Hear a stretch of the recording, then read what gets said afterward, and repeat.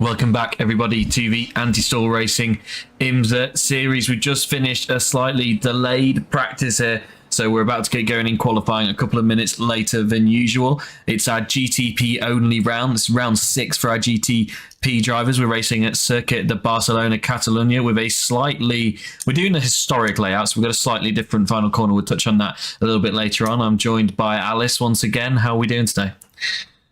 I'm doing pretty good. I do love Barcelona as a track, though. It is fast, it is flowing, it is plenty wide. You can get some proper side-by-side action.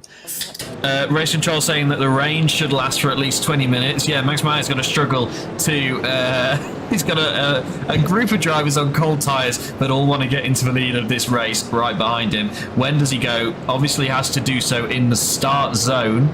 But we've got the chopper watching by on Maximilian Meyer, who's going to go now and jumps away nicely from P2, P3 and P4. Side by side there, that's Eloy Caballero and Sergio Sanchez Cachapiero. And look at the spray coming off the back of these guys. You can't see a thing off board. No headlights on some of the cars as well. It's not great, but it looks like they've all got them on now. Albert Preem's done well to survive in between the three Go Esports teammates. And I'm looking. It looks like we've all made it through turn 1 fairly well, even at the back, which is nice to see. The driver start from the pit lane has rejoined not too far behind the rest of the field. Everybody tighten up in 6.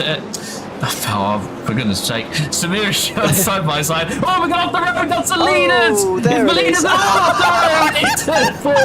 The whole field has found the gravel trap. No one had the grip in the braking zone. Incident is under investigation instantly. Everyone looks to have got them going. A few meatball flags. Leon Vanilla, Edson Koykoven, and Emery Kamaldar picks up meatball flags. That's going to ruin the strategy run. It looks like all 3 of the teammates for Clog Pipes Racing Team got caught up in that. Unfortunately, we'll take a look at the replay shortly, but we've got still more side-by-side action as Brody Maynard tries to get past Alvaro Gutierrez. Brody's made a great start up to P6 overall for Brody Maynard, trying to make it P5 overall and take the position away from Alvaro Gutierrez, who's going defensive down the end of the back straight. Who can get it stopped? This is the heaviest braking zone so far. And they're all getting it through fairly well. Oh no, 2 cars off the road at the back. That's Ben Groneveld and Sebastian van der Hubel Pete Preens and Sebastian van der Hubel who go off. And that's not what Pete needed in the championship fight that he's in, but gets away without any damage. And we're still green. We've still got all cars pointing in roughly the right direction. This is what happened at the front of the field. So Eloy Caballero is going to be our first driver off the road, and spins, drops a rear. And I tell you what, the 2 drivers behind, that was just because they were behind the spinning car and managed to keep it going.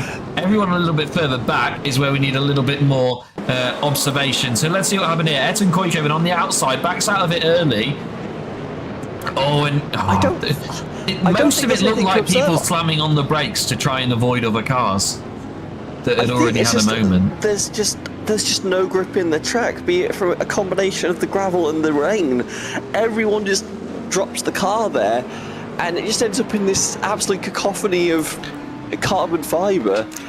Pete Preens, free wide here in the back of the field. Sorry to interrupt you there. That's Ben Groneveld, who's having to be... it's Ben Groneveld on the attack. Pete Preens, Ruben Stegemann battling it out, and Ben Groneveld trying to pick up the pieces. Still exciting at the back here in the Pro. The guys have got shuffled back a little bit from the incident, but they're still going well. Our leader is 3 seconds up the road now, so great pace from Max Meyer, even in these tricky conditions. Jean-Paul Seaman under attack. We said Albert Preem was gaining, and Preem purple again last time round, a second, 1.3 seconds quicker than the leader, and 2 seconds quicker than the driver. He's just gone past his teammate at DLR. Albert Preem drops down to P3 as Jean-Paul Seaman drops down to P3 as Albert Preem makes easy work of his teammate BMW driver, and the hunt is now on for the race lead.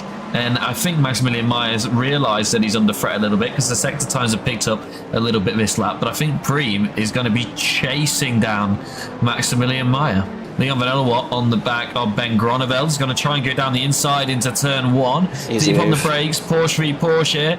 gets it done, stays ahead. Nicely done for Leon van Ellerwatt. The updated radar, we just moved out of the blue area for most of the track. You can see a couple of drops of rain here in turn 1 still though, but definitely starting to get a little bit drier now. Same with Cavallero. Yeah, ideally you take these tyres at the end. Obviously, if the track dries enough, you might consider taking a second pit stop. But you, Samir shot down the inside. Sorry. Has to take evasive maneuvers down the inside. Juanto Avale got just all about gets it out loose. the way. What happened to Juanto Avale there? I just slid mid-corner. Look, you see he had to get on the brakes and, well, like you say, Samir Shot did very well to avoid that with some quick thinking. Jacked up there is Brodie Maynard, who goes to the dry tyres.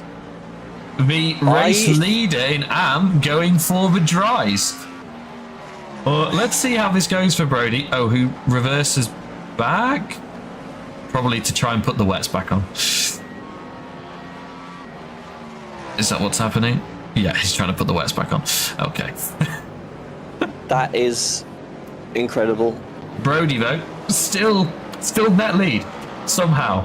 It's still 9 seconds ahead, 8 seconds ahead of Nicoli Monti. 6 seconds now as he's made his way through turn 1 and turn 2. It's going to loop round, yeah. Okay. So, keeps going, though. He's only less than a second ahead of Monti, who's about to get past him here. There's, yeah, Brodie just searching for tyre temperature there, you can see. So Monti does take the lead now, but I think based off what we've seen from Brodie, once those tyres get in the range, he should start to close that gap a little bit. Leon Ellerwatt is into the pit. Just did a 6-spin move. Let's take a look. There's no other way to describe it. There's... Here we go.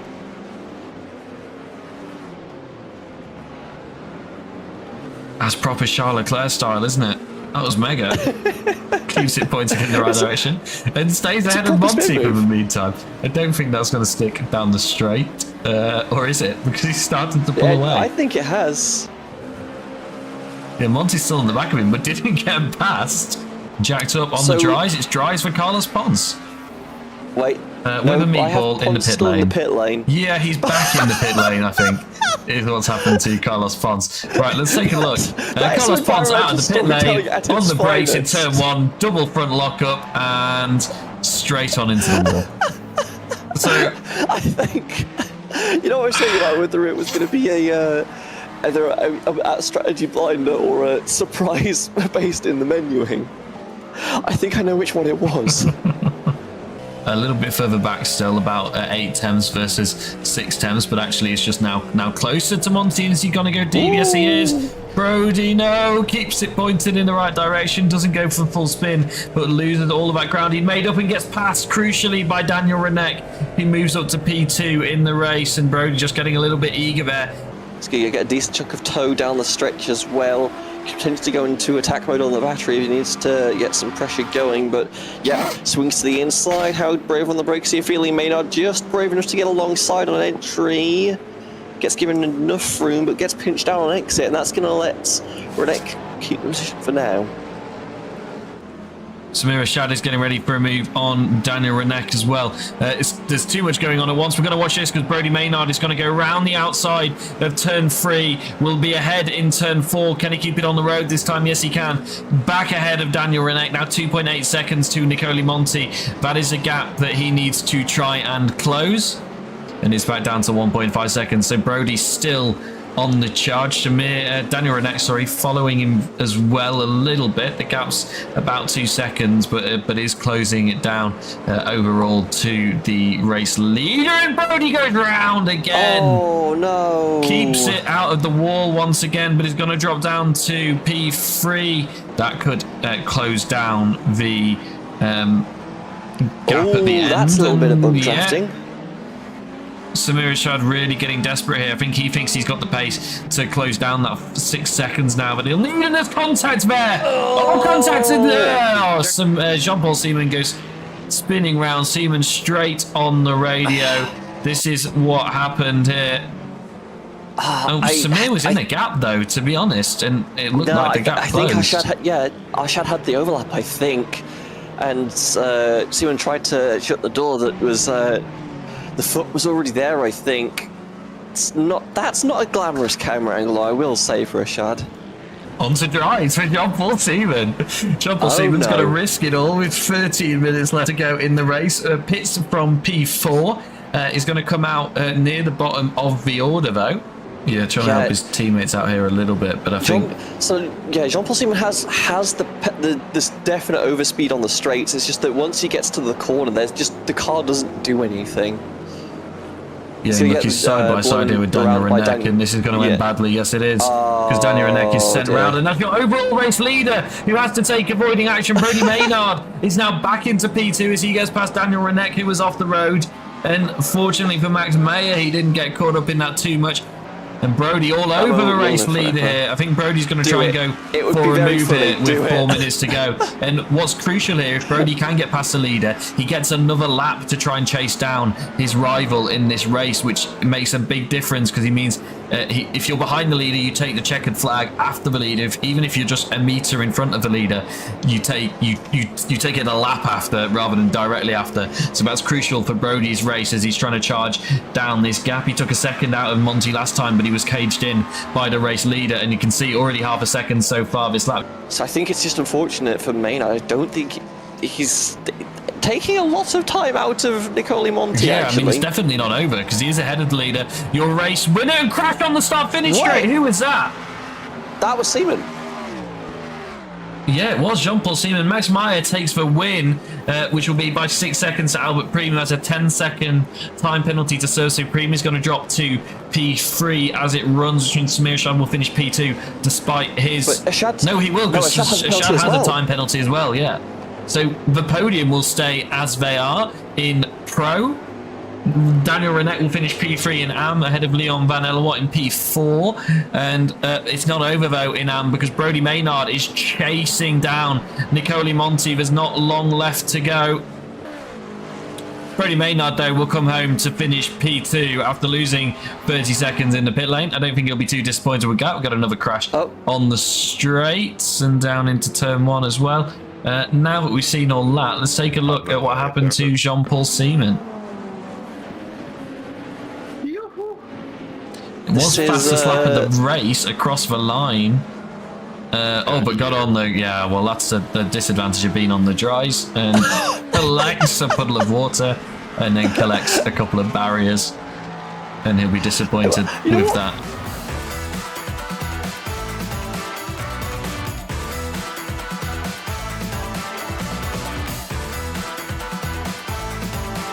Thanks to everybody that joined us, and we'll see you next week.